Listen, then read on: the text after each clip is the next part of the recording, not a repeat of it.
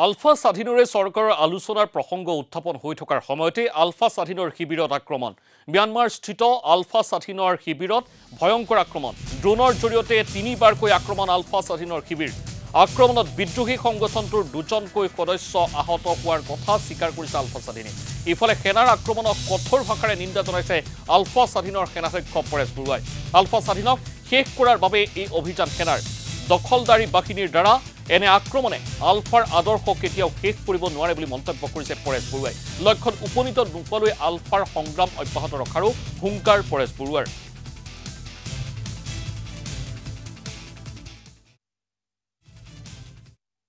হয় এই যেটো খবৰ বৰুৱা ডাঙৰীয়া যেটো তিনিবাৰকৈ ড্ৰোনৰ জৰিয়তে বোমাৰে আক্ৰমণ কৰা যেটো খবৰ আপোনালোকে ইমেইল যোগে পঠাইছে আসলতে গোটে কথাখিনি সবিস্তাৰে আপোনাৰ পৰা জানিব পাৰিম নেকি আসলতে হৈছে কি আসলতে ঘটনাটো এই ঘটনাটো সত্য কালি এই আক্ৰমণ বিলাক হৈছিল প্ৰথমে 4:10 প্ৰথমটো হৈছিল এটো বিস্ফোৰিত হৈছে আৰু দ্বিতীয়টো হৈছে 4:12 এটো বিস্ফোৰণ হৈছে 3 নম্বৰ যেটো পলাইছিল 4:20 এটো বিস্ফোৰণ হোৱা নাই নহল আৰু ক্ষয়ক্ষতিত আমি কৈছে আমাৰ সামান্য দুজনৰ আঘাত আমাৰ সদস্য দুজনৰ অলপ আঘাত পাইছিল আঘাত মানে সামান্য আঘাত কোনো ধৰণৰ সিৰিয়াসনেস নাই বা কোনো ধৰণৰ ভাবিবলৈ একো নাই এটো সাধাৰণ হয় বাদ বাকি এটো এগতে আমাৰ সদস্যসকলে যেটো লক্ষ্য কৰিছে এংগলটো হৈছে অৰুণাচলৰ পৰা আহিছে বুলি এটো খুব যদি হয় বা এয়াৰ মাইলটো হ'ব 10 কিলোমিটাৰ হ'ব 10 কিলোমিটাৰ হ'ব নট 10 কিলোমিটাৰটো বেছি নহব এয়াৰ মাইলটো এনেকুৱা ডিসটেন্স বুলি এয়াৰ মাইলটো আৰু এটো পকাইছে ভাৰতীয় দখলদাৰী বাহিনীয়ে কৰিছে এটো কি কাৰণে কৰিছে আৰু কি কাৰণে বুলি নহয় আৰু হেতুটো আছে আমাক একেবাৰে নিহে পৰাই পৰিকল্পনা আছে আৰু হেতু তাৰ মাজতে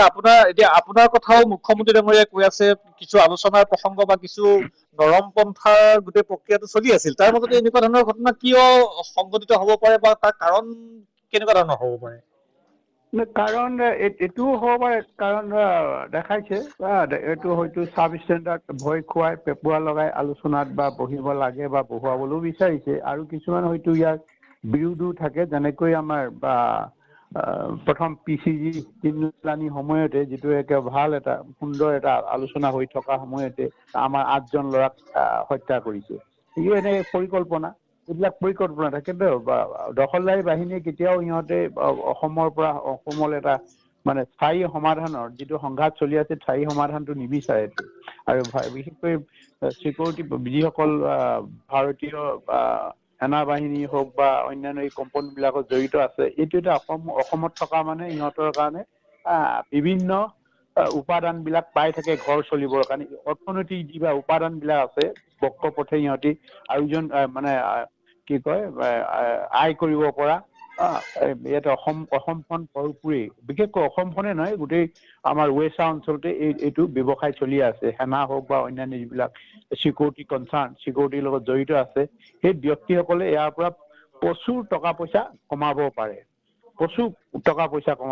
আৰু যিসকলে ইয়াত আছে অসম পুলিচে হোক বাহিৰৰ পৰা বা ভাৰতীয় সেনা বাহিনী হোক BSF আসাম ৰাইফল সকলোৱেটো ইয়াৰ পৰা কমাই লৈ গৈছে এটোটো আৰু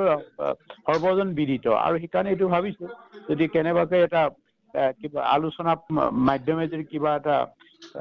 মানে এটো এই যেটো সংঘাতটো যে পৰে তেতিয়ালে ইহঁতৰ আৰু এটা মানে সহজে ধন ঘটাৰ পাত্ৰি পৰি যাবতো এইটো কাৰণে প্ৰায় কৰে সেনা বাহিনীক আগৰ পৰা কৰি আহিছে এইবিলাক এতিয়াও এটো একেজন পাইছে